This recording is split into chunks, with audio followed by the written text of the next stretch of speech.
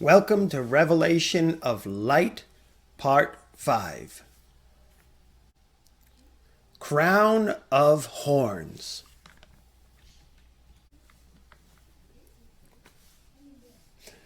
Well, last time we learned that we are in the end-time world, according to Daniel chapter 2, which tells us about a dream vision that the Babylonian king Nebuchadnezzar had, and God revealed that dream and its interpretation to the prophet Daniel.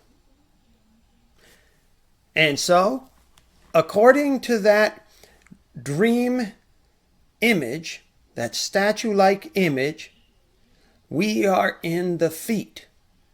We are in that final period that is represented as the feet of iron mixed with clay. The final divided kingdom is partly strong, partly fragile in terms of holding together, and so we are in divided times. When did this division occur? In other words, when did the division of Rome occur? Because as we learned last time, the legs of iron represented the Roman Empire. But then we see in the feet there is still some iron, but it is mixed with clay. And so this is a divided kingdom, but there is still some of that Roman iron there. And so, when did Rome divide, and in what way did it try to hold its formerly divided kingdom together? In what sense is Rome a unifying agency in our time, since we are in the time of this final divided kingdom period? And so, once again, we learned that the head of this statue-like image in the dream of King Nebuchadnezzar of Babylon, the head represented his kingdom, the kingdom of Babylon. And then the second kingdom of silver represented the kingdom of Medo-Persia. Then the third period, the thighs of bronze, represented the kingdom of Greece. And then the fourth period, the legs of iron, the kingdom of Rome. And then we have the final period, divided kingdom. Divided kingdom. And it is a time of divided kingdoms, with Rome trying to work as a unifying agency. And so this is our period. This is our time. According to Daniel chapter 2:44, it says, "In the days of these kings, the God of heaven will set up a kingdom which shall never be destroyed, and the kingdom shall not be left to other people. It shall break in pieces and consume all these kingdoms, and it shall stand forever." And so God's kingdom will stand forever. All the other kingdoms will be destroyed. All the other kingdoms will have passed away. Earthly kingdoms come and go, but God's kingdom will stand forever. And so this final period, the divided kingdom, a time of divided kingdoms, we're in a divided world with Rome trying to work as a unifying agency. If Rome is seen continuing to the end of history as an active political agency, in what way is Rome seeking to unify the divided world of our time? What is the modern Roman kingdom? Daniel chapter 2. Let's look here. And we see in verse 43, it says, "As you saw iron mixed with ceramic clay," it tells us, "they will mingle with the seed of men, but they will not adhere to one another, just as iron does not mix with clay. And in the days of these kings, the God of heaven will set up a kingdom which shall never be destroyed." So God's kingdom will never be destroyed.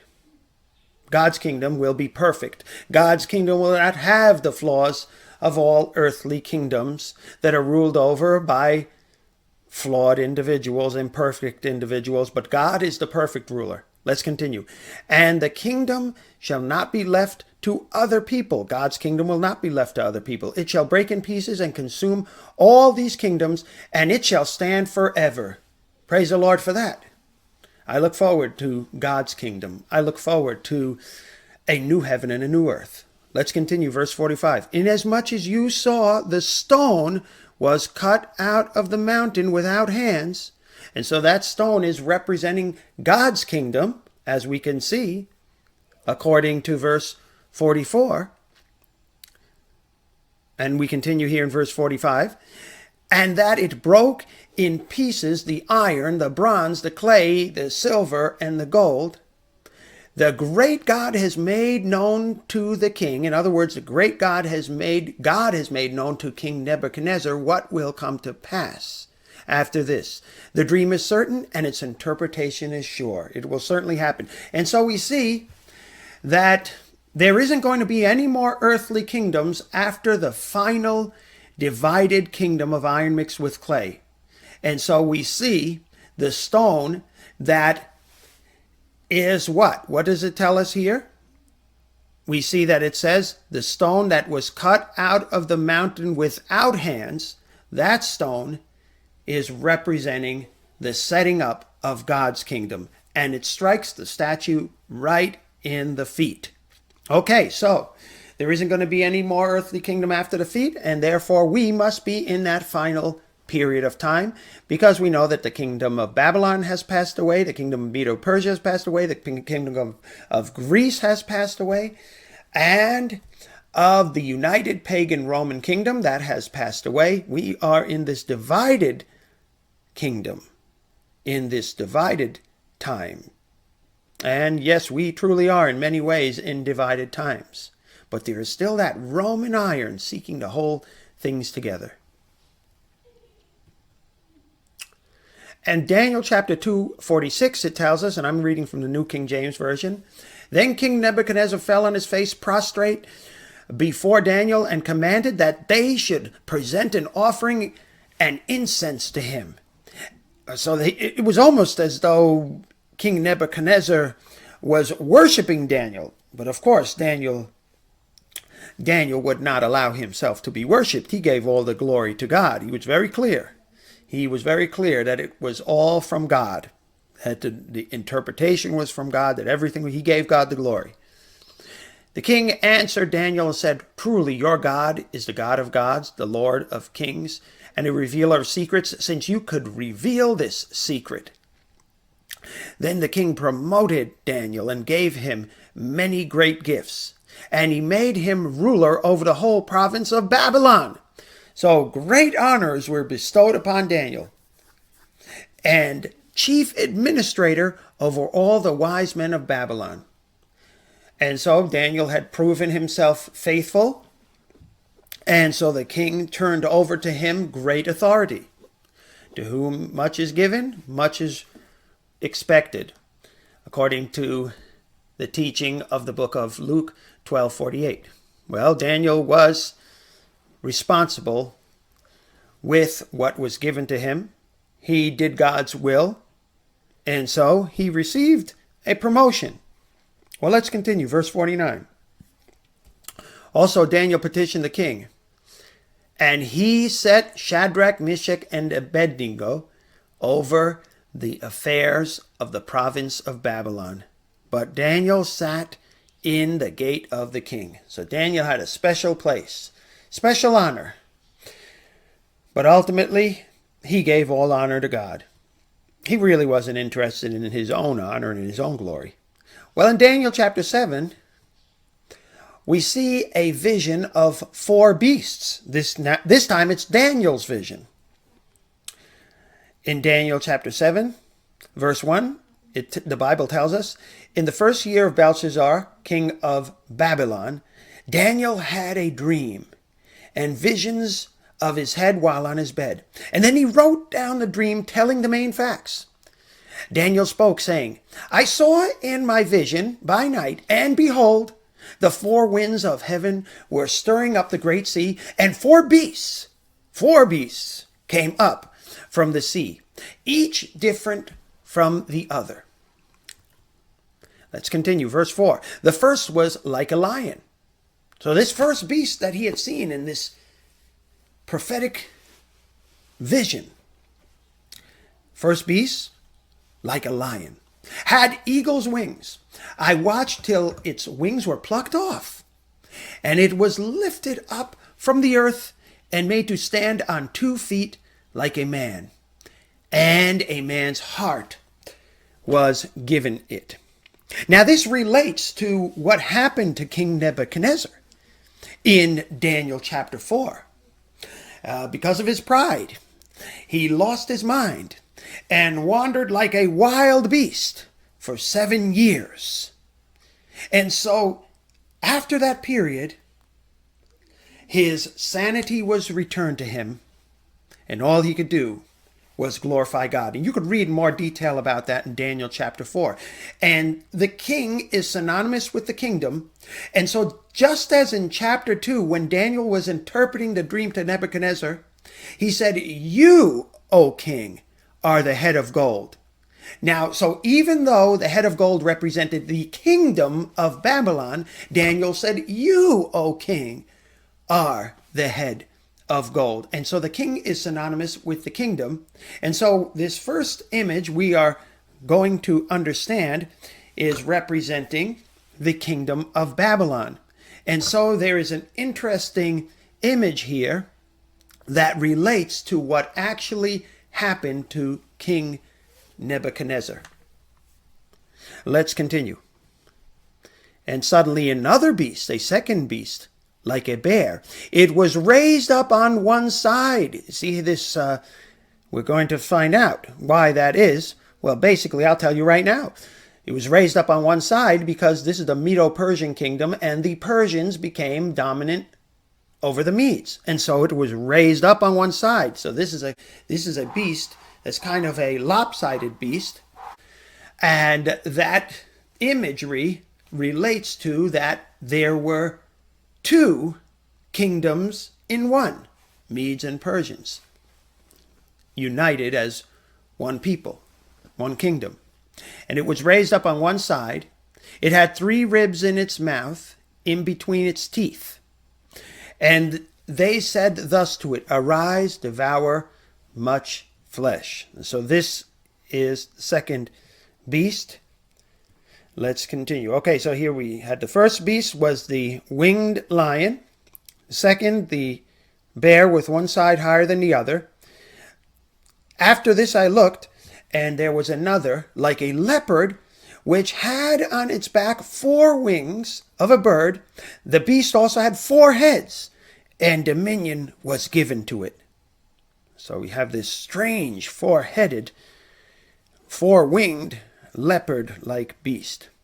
After this, I saw in the night vision, and behold, a 4th beast, dreadful and terrible. It's not described as any earthly animal, exceedingly strong. It had huge iron. Okay, now we see a connection with the iron legs representing Rome. And so this is the 4th metal. In the statue, dream image of Nebuchadnezzar, the 4th metal was iron. And so here the 4th beast has iron teeth. And so now we're seeing a parallel. And so this 4th beast represents the 4th kingdom of Rome. It was devouring pieces, breaking in pieces, and trampling the residue with its feet. It was different from all the beasts that were before it, and it had 10 horns. Well, again, we see another parallel. 10 toes were in the feet of the image of chapter 2. And so out of Rome came the divided Roman kingdom, and it is in the period of the feet with the 10 toes. And so out of this 4th beast with iron teeth comes 10 horns, a crown of horns. I was considering the horns, and there was another horn, a little one, coming up among them, before whom 3 of the first horns were plucked out by the roots. And there in this horn were eyes like the eyes of a man, and a mouth speaking pompous words.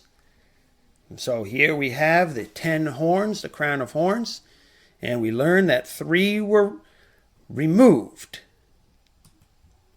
out of the way of this strange little horn that had eyes and a mouth and spoke pompous words. So what's prominent on this horn? The eyes and the mouth.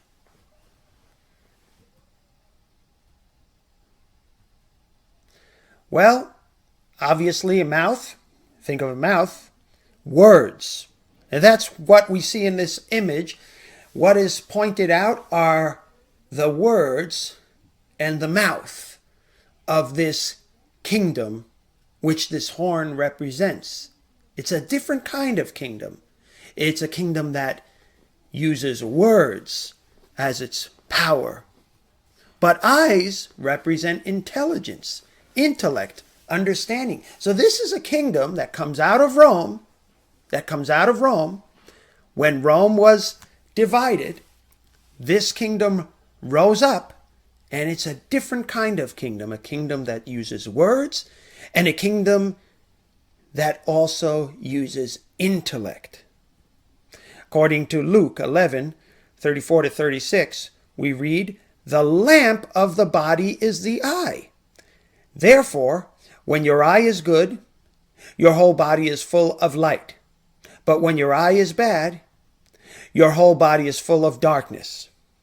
Therefore take heed that the light which is in you is not darkness. And then your whole body is full of light." Now in the Bible, Jesus says, "I am the light of the world," in John 8:12. And he reveals in John 14:6, "I am the way, the truth, and the life."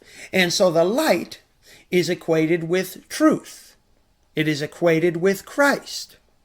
And when we have Christ as the light of our understanding, then we are full of light. And so it says the lamp of the body is the eye. How we see things, how we understand things. And so if we have Christ as the basis of our understanding, then we are full of light. But if we don't, we are full of darkness. Verse 35, "Therefore take heed that the light which is in you is not darkness." In other words, that the understanding that you have, that the truth you think you have, is not darkness. In other words, is not falsehood. Make sure you have the true light of Christ. "If then your whole body is full of light, having no part dark, the whole body will be full of light." The whole body will be full of light. "As when the bright shining of a lamp gives you light." And so the light is equated with truth. Well, in Genesis 2:17, we read, "But the tree of the knowledge of good and evil you shall not eat, for in the day you eat of it, you shall surely die." And then we continue. Let's continue. Genesis 3:5. "For God knows that in the day you eat of it, your eyes will be open." What does that mean? "And you will be like God, knowing good and evil." So the eyes are equated to knowledge, insight, understanding. Genesis 3:7, "Then the eyes of both of them were opened, and they knew that they were naked, and they sewed fig leaves together and made themselves covering." Ephesians 1:18, "The eyes of your understanding being enlightened, that you may know what is the hope of his calling, what are the riches of the glory of his inheritance in the saints." So here we could see the eyes of your understanding. And so eyes are representing understanding, knowledge. Okay, well, let's continue. In prophecy, beasts equal kings. And as I've said, kings are synonymous with kingdoms. Daniel 7:17. "Those great beasts which are four kings which arise out of the earth." And so we see it right here that the beasts are kings. It tells us kings. But let's continue and look at verse number 23. Thus he said, the fourth beast shall be the fourth kingdom on earth. And so in one place we see kings, in another place we see kingdoms. And so the beasts are symbolic of kings or kingdoms. And so kings are synonymous with kingdoms. And we continue to read, which shall be different from all other kingdoms. In other words, the fourth kingdom, that which was Rome, shall be different from all other kingdoms and shall devour the whole earth, trample it, and break it in pieces. We continue to Daniel 7:24, and we read, the 10 horns are 10 kings. In other words, the 10 horns are 10 kingdoms. So what are the 10 kingdoms that came out of Rome? And when was Rome divided into those 10 kingdoms? Well, we continue. Who shall arise from this kingdom? In other words, who shall arise from Rome, the fourth beast? And another shall arise after them, that is that little horn with eyes in the mouth. He shall be different from the first ones, and he shall subdue 3 kings. So there were 3 kings, or 3 kingdoms, that were subdued before this strange kingdom arose out of Rome, this kingdom with eyes and a mouth. In other words, a kingdom that uses knowledge and words as weapons. Let's continue.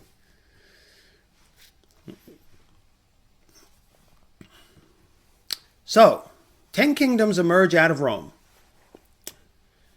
Among them comes a different kind of kingdom that uses words and knowledge. That's what we're learning so far. Well, stay tuned. Stay tuned for Revelation of Light Part 6. All roads lead to Rome. God bless.